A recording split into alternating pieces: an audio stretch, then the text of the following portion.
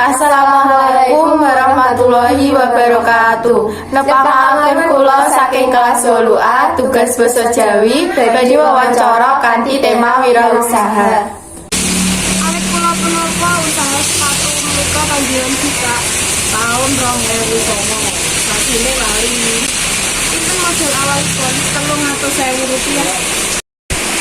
Pinten cacahipun karyawan ingkang rencangi Pak. Dekahaken prakira pinten kaping mbayari karyawan 1.100.000 ping 400.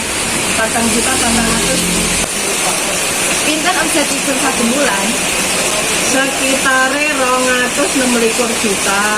kajawi dhateng mrila panjenengan punapa mikak sabar Ada enak mau nang kene kok. angsalipun sekian jam pinten Jam 8:30 esuk nganti jam 9:00. utawi langkah punapa kemawon ingkang dipun tekaken kagem ngurahi pelanggan Murah lan diskon. matur nuwun kanggo wawancara Nggih, sami-sami.